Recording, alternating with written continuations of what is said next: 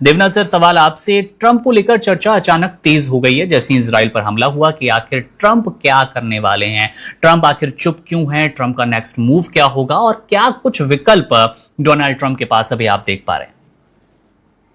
हाँ मुकुंद, आज से 3 दिन पहले तो डोनाल्ड ट्रंप ने यह कहकर सनसनी फैला दी थी कि नेतन्याहू के बारे में बयान करते हुए कि अगर ट्रंप ना होते तो नेतन्याहू अभी तक किसी जेल में होते। हम्म। तो इसको सुनने के बाद दुनिया भर में एक सनसनी फैल गई। भारत में तो कई एनालिस्ट का ये भी कहना था कि ये शायद शुरुआत है डोनाल्ड ट्रंप और नेतन्याहू के बीच में दरार पड़ने की। लेकिन मुकुंद जी, ऐसा कुछ हुआ नहीं है। डोनाल्ड ट्रंप भावावेश में कभी कभी कुछ ऐसे शब्द कह देते।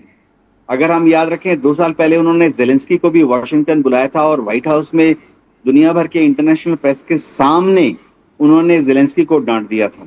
जी। लोगों ने सोचा था कि शायद अब अमेरिका भविष्य में यूक्रेन के साथ नहीं खड़ा होगा, शायद डोनाल्ड ट्रंप जेलेंस्की को डंप कर देंगे। अब तो जेलेंस्की के प्रेसिडेंशियल दिन गए, उनका पतन चालू हो गया। कुछ नहीं हुआ। 48 घंटे के अंदर ही Patriot air defence missile systems की बहुत बड़ी खेप यूक्रेन पहुंच गई। ऐसा ही कुछ इजराइल के साथ है। अभी डोनाल्ड ट्रंप जो हैं, वो बार बार दावा करते हैं कि उन्होंने नेतन्याहू को कहा है कि नेतन्याहू हिजबुल्लाह पर हमला ना करें। लेकिन अद्भुत बात है मुकुंद, अभी उनका जो ट्वीट है, उन्होंने शब्द यूज किया है, अर्ज। उन्होंने कहा है कि मैंने नेतन्याहू से अर्ज किया है कि वह ईरान पर हमला ना करे। तो यह शब्द अर्ज तो बहुत ही नरम शब्द है। आमतौर पे कमजोर पक्ष जो है वो मजबूत पक्ष को अर्ज करता है। आमतौर पे जो सीनियर होता है वो सीनियर को अर्ज करता है। अर्ज का मतलब है आपने अर्जी डाली है। तो यह थोड़ा हास्यास्पद सा उनकी स्थिति लग रही है। क्या डोनाल्ड ट्रंप इजराइल की मदद करना बंद कर देंगे? कतई ही नहीं। वह पर्दे के पीछे से इजराइल को एनकरेज कर रहे हैं कि जहां तक हिजबुल्लाह है, एक लास्ट मौका है, हिजबुल्लाह को डील कर लो। और जैसे हमास को गजा में खत्म कर दिया है, उसी तरह से इजराइल को फ्री हैंड वो वेपन्स भी दे रहे हैं कि जाकर हिजबुल्लाह को लेबनान में खत्म कर दो। जहां तक ईरान की बात है, थोड़ा सा टेंशन में है डोनाल्ड ट्रंप। डोनाल्ड ट्रंप ने आशा नहीं की थी कि इजराइल बॉम्बिंग करेगा बेरूत पर और जवाबी कार्रवाई में ईरान मिसाइलें दाग देगा इजराइल की तरफ। वो थोड़ा गड़बड़ हो गई डोनाल्ड ट्रंप के क्वेश्चन पॉइंट ऑफ व्यू से। अब जवाबी कार्रवाई में इजराइल ने भी ईरान पर जाके बॉम्ब गिरा दिए, 2 बार बॉम्ब गिराया, भयंकर बॉम्ब। अब डोनाल्ड ट्रंप 10 बार फोन कर रहे हैं नेतन्याहू को कि आज शाम को, आज रात को कुछ मत करो ईरान पर। जी बिल्कुल। सिरोही सर, मतलब हमला अब आप देखेंगे, ईरान ने जो पहला हमला किया इजराइल पर, इजराइल फिर ईरान पर कर रहा है और ईरान फिर इजराइल पर कर रहा है। ये एक लूप सा बनता नजर आ रहा है। लेकिन चौतरफा चर्चा है कि ईरान के बड़े अटैक की। इजराइल को लेकर भी अब थोड़ा हम समझना चाहेंगे कि जैसा कि देवनाथ सर बता भी रहे हैं कि बहुत ज्यादा वो ट्रंप की सुनने वाला नहीं है, नेतन्याहू नहीं सुनने वाले हैं। कौन से बड़े कदम की ओर इजराइल जा सकता है? क्योंकि एक ऐसा दौर जहां बार बार सीज फायर, शांति, संयम बरतने की बात हो रही थी, अचानक फिर युद्ध जैसी स्थिति हमें नजर आ रही है। मुकुंद जी, इस बात को समझने के लिए हमको ये समझना जरूरी है कि ये जो तीनों लड़ रहे हैं, ईरान है, अमेरिका है और इजराइल है, इनका मकसद क्या है, ऑब्जेक्टिव क्या है लड़ने का? जहां तक ऑब्जेक्टिव का सवाल है, इजराइल जो है पहले से ही उसके ऑब्जेक्टिव क्लियर है। उनकी 3 मांगे हैं कि एक तो इजराइल ईरान के पास न्यूक्लियर वेपन ना हो, नंबर दूसरा उनके मिसाइल प्रोग्राम के ऊपर लगाम ली जाए, और तीसरा जो उनके प्रॉक्सीज हैं, चाहे वो हिजबुल्लाह की शक्ल में हौतीज हैं, हमास है, या और भी जितने प्रॉक्सीज हैं, उनको जो है सपोर्ट करना ईरान बंद करे और उनको टोटल जो है डिसमेंटल करे।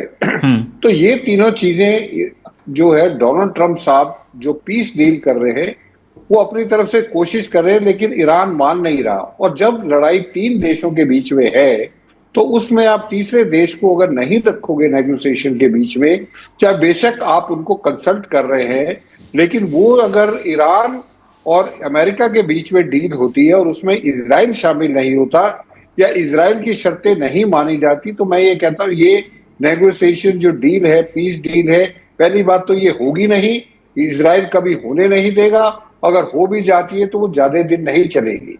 अब देखिए, जो है हिजबुल्लाह को खत्म करना इजराइल के लिए बहुत जरूरी है।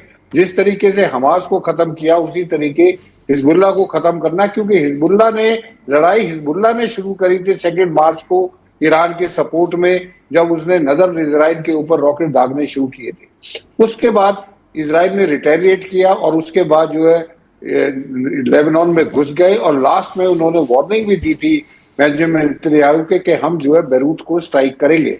तो जो बैरूत को स्ट्राइक करना था वो जो है बेंजामिन नेतन्याहू की मजबूरी थी, क्योंकि वहां से पूरा का पूरा हिजबुल्लाह का कमांड स्ट्रक्चर जो है वो बैरूत में है, और ईरान ने ये रेड लाइन दे दी थी कि अगर आप बैरूत के ऊपर हमला करेंगे तो हम जो है रिटेलिएट करेंगे। तो उन्होंने उनकी रेड लाइन इजराइल ने क्रॉस करी, तो उन्होंने हमला कर दिया। और ईरान तो हमेशा से मानता है कि ये सीज फायर सिर्फ इजराइल, अमेरिका या ईरान नहीं, इसमें लेबनान या बाकी जगह है वो भी शामिल होने चाहिए। तो वो शामिल नहीं हो रहे, इसलिए ये डील भी नहीं हो रही है। और अब जो है जिस तरीके से पहले बैरूत पे इजराइल ने हमला किया, फिर ईरान ने रिटेलिएट किया इजराइल के ऊपर हमला करने के लिए, अब इजराइल ने उनकी दूसरी रेड लाइन जो पेट्रोकेमिकल पे हमला किया है, उससे साफ जाहिर होता है कि इजराइल जो है पूरे वो बिल्कुल क्लियर है, वो इनको डीकैपिशिएट करना चाहता है, जो इनके प्रॉक्सीज है उनको खत्म करना चाहता है, और ईरान को इतना कमजोर करना चाहता है कि आने वाले 20-30 साल तक जो है दोबारा इजराइल के ऊपर ईरान की तरफ से खतरा ना मंडराए। जी मुकुंद जी। सिरोही सर, इसी में छोटा सा मैं ट्विस्ट और जोड़ दूं इजराइल को लेकर ही कि अगला कदम अगर सर हमारे दर्शकों को आप समझा पाएं कि ये सिर्फ क्योंकि सीधे तौर पर वो ट्रंप से भी नहीं भिड़ना चाहेंगे, नेतन्याहू की उधर संयम की बात चल रही है, इधर आप ताबड़तोड़ एक्शन कर रहे हैं, वो चाहे मिसाइलें बरसाना हो या कैसे भी ईरान को चोट पहुंचाने की कोशिश करना हो, लेकिन अगर सीमित ही कदम कोई हो तो इजराइल और क्या कुछ कर सकता है? कब तक ये दोनों तरफ से वार वाली स्थिति बनी रहेगी? देखिए, जहां तक इजराइल का सवाल है, इजराइल इस स्टेज पे आके मुझे नहीं लगता कि डोनाल्ड ट्रंप साहब की बात को मानेंगे, क्योंकि डोनाल्ड ट्रंप साहब ने तो पहले दिन से ये कहा था कि आप बैरूत के ऊपर हमला नहीं करेंगे, आप सदर लेबनान में हमला कर सकते हो, वो भी आप तब करोगे अगर ईरान जो हिजबुल्लाह आपके ऊपर हमला करता है। बेंजामिन नेतन्याहू ने ये बात मान ली थी, लेकिन सवाल इस चीज का है कि डोनाल्ड ट्रंप साहब को फर्क नहीं पड़ता है कि हिजबुल्लाह क्या कर रहा है, हमास क्या कर रहा है, फर्क पड़ता है सिर्फ इजराइल को। तो इजराइल के ये हित में है कि वो हिजबुल्लाह को उसी तरह खत्म करे जिस तरीके से हमास को कर रहा है, हमास को किया है। अगर हिजबुल्लाह को उसने अब खत्म नहीं किया तो आने वाले 2 साल 3 साल में फिर हिजबुल्लाह जो है हमला कर सकता है। तो कब तक ईरान जो है इस डर के उसमें साये में जीता रहेगा कि अब हमला हुआ, अब हमला हुआ। तो इस बारी इजराइल ने ये ठान लिया है कि जितने भी ये प्रॉक्सीज है इनको जो है खत्म किया जाए, और ईरान की जो कैपेबिलिटी है, जो मिलिट्री कैपेबिलिटीज हैं, उनको जो डिग्रेड किया जाए। और वो इजराइल जो कर रहा है, तो मुझे नहीं लगता कि अगर इस तरीके से ईरान भी हमला करता रहेगा तो इजराइल नहीं रुकेगा, और इजराइल जो है और ताबड़तोड़ हमले करेगा। और डोनाल्ड ट्रंप साहब जो है, क्योंकि डोनाल्ड ट्रंप साहब को इस लड़ाई से निकलना है, इसलिए वो इजराइल के पीछे पड़े हैं कि आप मत करो, आप रिस्ट्रेंट दिखाओ, आप जो है उस जवाब मत दो। लेकिन इजराइल क्यों माने? क्योंकि डोनाल्ड ट्रंप साहब तो बहुत दूर बैठे हैं, 12,000 किलोमीटर बैठे हैं, उनके ऊपर कोई असर नहीं होता, उनके देश के किसी नागरिक के ऊपर असर नहीं है। लेकिन इजराइल के नागरिकों के ऊपर असर होता है, वो दिन रात शेल्टर में रहते हैं। तो इसलिए मुझे नहीं लगता है कि इजराइल जो है डोनाल्ड ट्रंप साहब की सारी बातें मानेगा। हो सकता है थोड़ी बातें मान ले, रिस्ट्रेंट कर जाए, लेकिन इजराइल बिल्कुल क्लियर है, उसको जो करना है वो करेगा, चाहे डोनाल्ड ट्रंप साहब कुछ बोलते रहे, चाहे ईरान हमला करता रहे। जी बिल्कुल देवनाथ जी, इजराइल हमला करेगा चाहे ट्रंप कितनी मनाने की कोशिश करें, और मौजूदा हालात भी ऐसे ही दिख रहे हैं, प्रत्यक्ष को प्रमाण की आवश्यकता नहीं होती। लेकिन इसके बाद भी अगर जंग और भी ज्यादा भीषण हालात में जाती है, ये जंग बढ़ती है, तो अमेरिका क्या सर सीधे मैदान में आएगा या फिर पर्दे के पीछे रहकर ही अपनी भूमिका सुनिश्चित करेगा? वो पीस डील को लेकर हो या फिर धीरे धीरे कुछ बातों से ही नेतन्याहू का सपोर्ट? हाँ मुकुल जी, हो ये रहा है कि डोनाल्ड ट्रंप शायद अमेरिका के कॉन्स्टिट्यूशनल और लीगल फ्रेमवर्क में थोड़ा अटक गए हैं। भले ही वो इस चीज को मीडिया के सामने स्वीकार ना करें, लेकिन अमेरिका के कॉन्स्टिट्यूशन में जो लिखा है कि 60 दिन तक लड़ाई लड़ सकते हैं प्रेसिडेंट अपने बलबूते पर, उसके बाद उन्हें कांग्रेशनल अप्रूवल चाहिए। ये हम होता हुआ देख रहे हैं। वहां पर चाहे उनकी हाउस हो या सेनेट हो, यानी जी जैसे हमारे यहाँ लोकसभा है और राज्यसभा है, दोनों जगह ऐसे तो थ्योरेटिकली देखा जाए तो डोनाल्ड ट्रंप के अपनी जो पार्टी है, रिपब्लिक पार्टी है, उसका रिपब्लिकन्स का 5-5, 6-6 सीट की बढ़त है। लेकिन जब मसौदा पास हुआ कि डिस्कस किया जाए कि प्रेसिडेंट ऑफ अमेरिका के पावर्स कम किए जाएं, डिस्कस करना, वो पास हो गया।